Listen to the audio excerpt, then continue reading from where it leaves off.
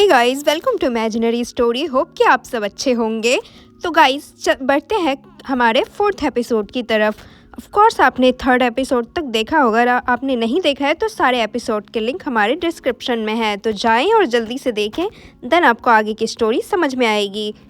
तो बढ़ते हैं कहानी की तरफ। जैसा कि हमने पिछले पार्ट में सुना था कि मिड जो है वो ज़मींदार को सारी बातें बता देती है और ज़मींदार को पता चल जाता है कि ये मुझे डेली खाने में कुछ मिला के देती है, जिस कारण मेरा इतना ज़्यादा तबीयत ख़राब हो रखा है।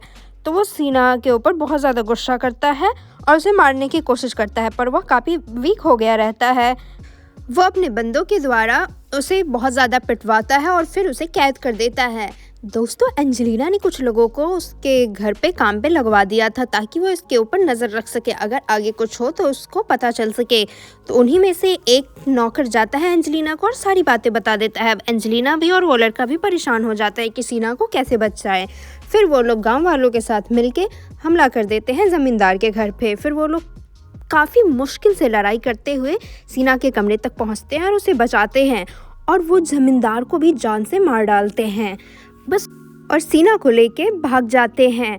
काफ़ी भागते हुए, काफ़ी दिक्कतों का सामना करते हुए जब वो वहाँ से निकलने ही वाले होते हैं तो ज़मींदार के कुछ लोग आ जाते हैं और आसपास के और भी ज़मींदार आ जाते हैं जो कि सीना को पकड़ लेते हैं। और वो लोग काफ़ी लोगों के साथ आए थे, तो एंजेलिना और बाकी गांव वाले भी कुछ कर नहीं पाते हैं।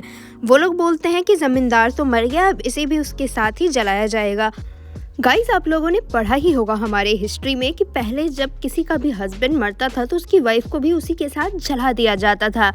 आगे जाके ये प्रथा को पे रोक लगाई गई, पर उस टाइम पे 1826 ईस्वी की हम बात कर रहे थे, तो मे बी उस टाइम ज़्यादा से ज़्यादा 1827 या 28 ईस्वी चल रहा होगा। तो उस टाइम भी ये प्रथा लागू होती थी। तो सारे लोग ज़िद पे आ जाते हैं कि सीना को भी उसके साथ जलना होगा क्योंकि वो उसकी वाइफ थी।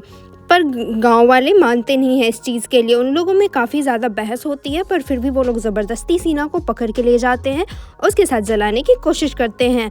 उसका जो बॉयफ्रेंड था वो भी काफ़ी कोशिश करता है सीना को बचाने की, पर वो बचा नहीं पाता है और वो भी आग में कूद जाता है।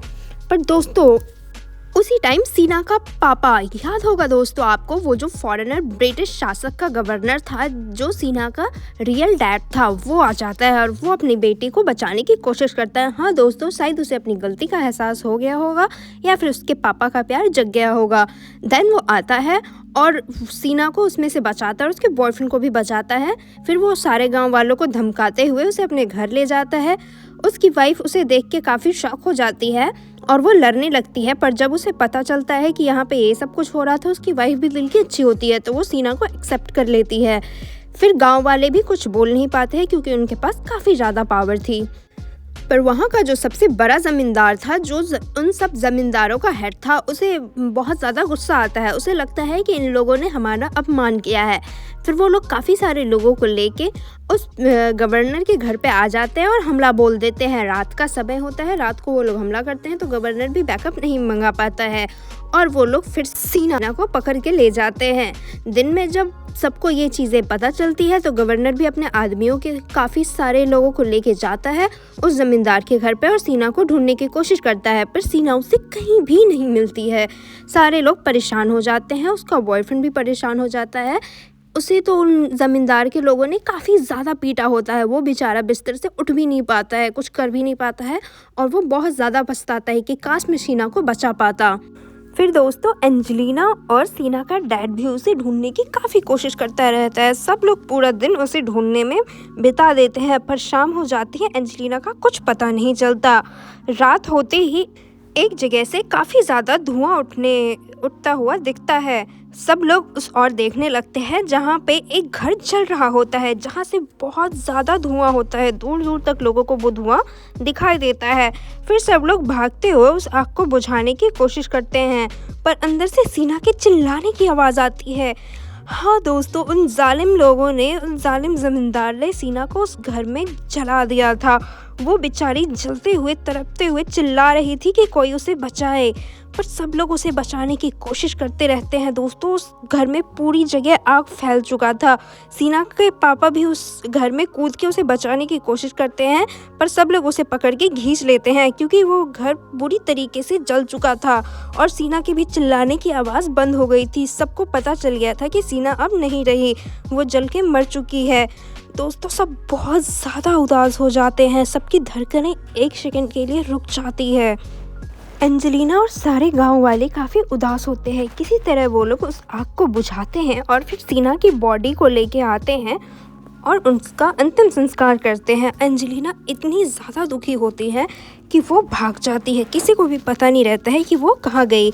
वो एक पहाड़ के एकदम साइड में बैठ के सोचने लगती है कि मेरी लाइफ कितनी बुरी थी। हाँ, ना मुझे कोई फैमिली मिला, ना मेरा कोई दोस्त प्यार करता था और यहाँ पे भी मैं कुछ सही नहीं कर पाई, मैं अपनी लाइफ में कुछ अच्छा नहीं कर पाई। तभी दोस्तों उसे पहाड़ के एकदम नीचे से एक रोशनी आती हुई दिखाई देती है। जब वह रोशनी उसकी तरफ बढ़ने लगती है तो वो डर जाती है। वो सोचती है कि इतना अंधेरे में ये रोशनी कहाँ से आ रही है। सडनली वो रोशनी उसके पास आ जाती है और वो एक एंजल में बदल जाती है। दोस्तों एक्चुअली वो एंजेलिना का गार्डियन एंजल होता है जो कि उसके पास आता है और उसके आंसुओं को पोंछता है। एंजेलिना तो शॉक रहती है और काफ़ी डरी हुई रहती है। वह उससे दूर भागने लगती है, पर वह एंजल उसे बोलता है कि तुम डरो मत, मैं तुम्हारा गार्डियन एंजल हूँ। जब तुम सुसाइड कर रही थी इसलिए मैंने तुम्हारा टाइम ट्रैवल कर दिया और ये कोई अलग दुनिया नहीं है, ये तुम्हारी पास्ट लाइफ है और सीना और कोई नहीं है, वो तुम ही हो। ये तुम्हारी ही पिछली ज़िंदगी थी। पिछले जन्म में ना तुम्हें कोई सुख मिल पाया, ना तुम्हारा प्यार पूरा रह पाया, तुम्हारा प्यार अधूरा रह गया है क्योंकि तुम्हारा जो इस जन्म का बॉयफ्रेंड था वो भी तुम्हारे मरने के कारण काफ़ी दुखी होकर सुसाइड कर लिया है। इसलिए मैंने तुम्हें इस लाइफ में भेजा क्योंकि तुम्हारा पिछला जन्म तुम्हारे प्यार को पूरा करने के लिए हुआ था, पर उस लाइफ में भी तुम थक हार के सुसाइड करने लगी थी। इसलिए मैं तुम्हें तुम्हारे पिछले लाइफ में भेजा ताकि तुम देख सको कि तुम कितने स्ट्रगल के बाद अपने अगले लाइफ में गई हो। तो वहाँ जाके तुम मरने के बजाय अपने प्यार को ढूंढो और उन सब जालिमों से बदला लो जिसने तुम्हारे साथ इस जन्म में ऐसा किया था। एंजेलिना काफ़ी शॉक होती है और वो सोचती है कि जब भी उसकी शक्ल पूरी मेरी तरह मिलती थी, ये मेरी ही पिछली लाइफ थी। तो वो वहाँ से भागते हुए अपने बॉयफ्रेंड के पास जाती है और वहाँ जाके उसके लाश के पास काफ़ी रोती है और वो कसम खाती है कि मैं अपनी रियल लाइफ में जाके तुम्हें ज़रूर ढूंढूंगी और तुम्हें अपना बना के रहूँगी और इन सब लोगों से बदला लूँगी। वो गवर्नर के साथ जाती है और उस ज़मींदार को भी जान से मार डालती है और बोलती है अगले जन्म में मैं तुम्हारा वेट करूंगी और तुम्हें छोड़ूंगी नहीं, तुमसे बदला लेकर ही रहूंगी। वो गवर्नर को भी सारी बातें बताती है। गवर्नर को उस पर यकीन नहीं होता है, पर वह उससे हक करती है और पापा कह के बुलाती है। गवर्नर भी शॉक होता है पर उसे प्यार से उसके बालों को सहलाने लगता है। एंजेलिना उससे बोलती है कि मैं अपने प्रेजेंट लाइफ में आपको ढूंढ के रहूँगी क्योंकि मैं अपने पापा के लिए बहुत ज़्यादा तड़पी हूँ, मुझे कभी भी फैमिली का प्यार नहीं मिला। उसके पापा बोलते हैं कि अभी तुम हमारे साथ ही कुछ टाइम बिताओ क्योंकि मैं भी तुम्हें बहुत ज़्यादा मिस करूँगा, और गांव वाले भी उसे रहने के लिए फोर्स करते हैं। तो एंजेलिना कुछ टाइम तक उनके साथ रहने का सोचती है और वो काफ़ी अच्छा टाइम गांव वालों के साथ बिताती है और वो बस प्लानिंग करती रहती है कि कैसे वो नेक्स्ट लाइफ में जाके उन सबसे बदला लेगी और अपने प्यार को ढूंढेगी। वो बहुत ज़्यादा अपने बॉयफ्रेंड को याद करती रहती है और उसे रियलाइज़ होता है, इसलिए शायद वो उसकी तरफ और ज़्यादा अट्रैक्ट होने लगी थी क्योंकि एक्चुअल में तो वो उसका ही पिछले जन्म का प्यार था। फिर वो अपने बॉयफ्रेंड के ग्रेवी पे जाती है और वहाँ जाके काफ़ी रोती है। दोस्तों वो वहाँ पे एक बहुत प्यारा सा फूल का एक पौधा लाई थी जो कि वो वहाँ पे लगा देती है।